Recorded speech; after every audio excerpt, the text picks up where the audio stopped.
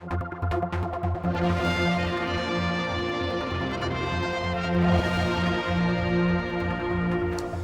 the independent Isle of Man COVID review has been underway for some time. We've heard from the KC in charge of that, Kate Brunner, and I'm glad to say that she's now joining us again today via Skype because, Kate, this is now moving on to the next section when you're looking for the public to input some information, yes? Yeah, absolutely right. So we've been looking at lots of material that is in the public domain, and we've also been looking at tens of thousands of documents which we've obtained from government. And what we really want to do now is to hear from members of the public.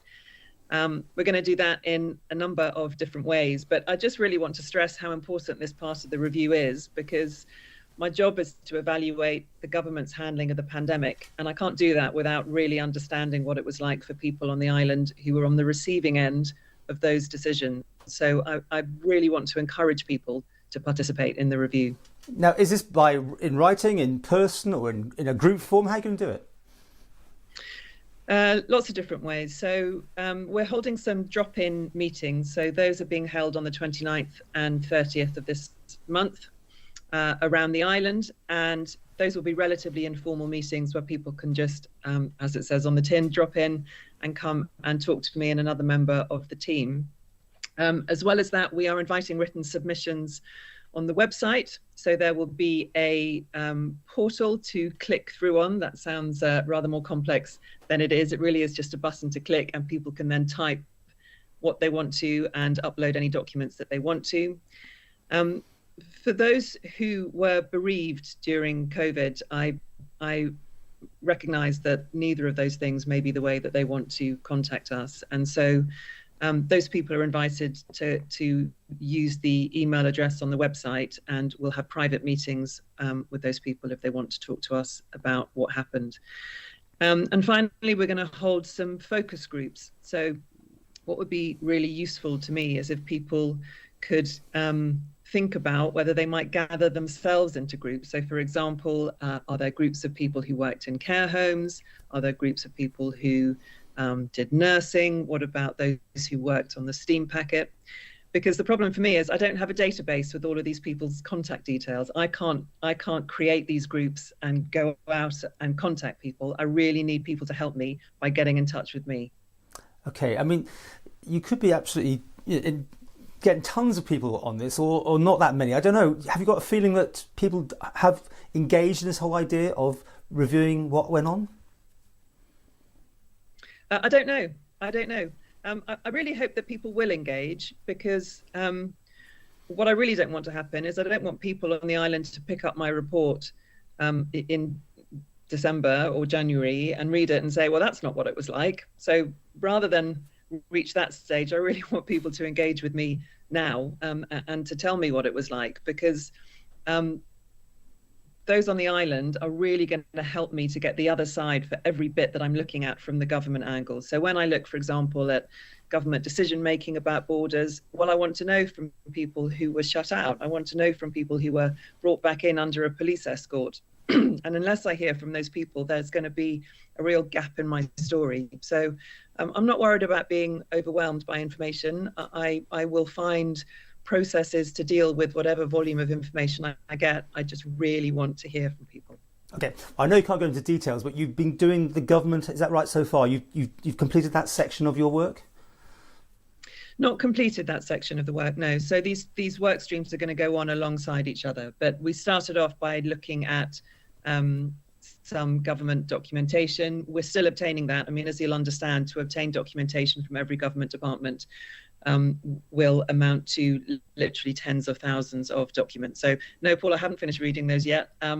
But what we want to start doing now is to really understand from the public what the big topics are. What are the major things that we really should be focusing on, rather than taking a scattergun approach to all of this material. So we will continue with our work talking to government alongside hearing from the public.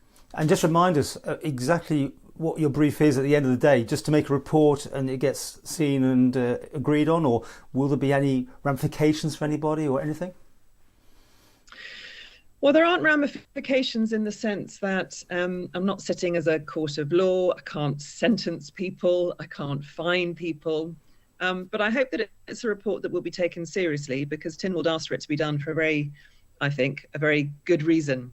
And the terms of reference are set out on our website. But in short, what I'm looking at is the government's handling of the pandemic in all areas, in all aspects. So that ranges, right from economic support through the vaccination program, looking at border control, lockdowns, timing of coming out of lockdowns, communications, did people understand the messaging that was coming out to them?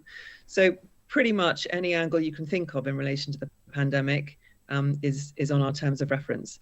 And the job is to pick out from that what went well, so that can be preserved and captured, and what didn't go so well, and then to make recommendations for improvements in structures and processes, so that if, and we all hope it won't, but if anything like this ever happens again, government might be in an even better position to deal with it.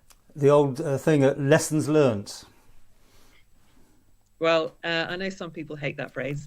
It appears in the terms of reference, so it's pretty unavoidable for me as chair of this review, given that that's where it appears. But I mean, it has a real purpose, doesn't it? Because the point, I think, is to draw out what went well and what didn't go so well, and that's all wrapped up, isn't it, in the phrase lessons learned. But perhaps more importantly, it's got to go a step further and say, all right, so how do those things then get resolved? What does government need to focus on to put itself really in the most robust position so that it can deal really well with this if it happens again? Okay, we're running out of time, but quickly, and I appreciate you're not going to give anything away, and I'm not asking you to, but did you feel when you were talking to the government people you were getting cooperation, or was a pushback? In general, do you feel that everyone's on side with you, for instance? I think there's been really, really good cooperation with the review. And, that's partly because the terms of reference are so broad and they are so clear. So the terms of reference from Tynwald require that I am given full access to all relevant government documentation and personnel. That has been entirely complied with so far by government. If I ever felt it wasn't being complied with, I would take steps, and I would find ways to get around that problem. So, I'm not concerned about that at all. But if I was concerned about it, I would make absolutely sure that those terms of reference were being complied with. So far, I have to say, I have had what appears to me to be very full cooperation. I'll obviously have to delve into material to satisfy myself that I've been given everything that I have asked for, but there's absolutely no sense to me at the moment of being obstructed, and in fact, quite the opposite. But I really hope that this next stage of public engagement is going to help me even more to focus in on the things I need to concentrate on. Lovely. Well, once again, go to the website, find information, and as you say, as many people who can add to the bits of this jigsaw to give an all-round view on what that time was like will be fascinating when it comes out. Are you hopeful for early next year, or is that way too early to be talking about deadlines and, well, finishing dates, not deadlines, but, when your work will be done? Well, Tynwald set a provisional deadline of the end of this year, so that's what I'm really working towards. I mean, the difficulty is I don't yet know how much information I'm going to have to deal with, but I think it's really important that this review is done in a relatively short time, and I'm certainly not intending for it to become something that goes on for years and years. At the moment, I am very much focusing on ending this review by the end of the year, and unless anything gets in the way to prevent that, that's what I intend to do.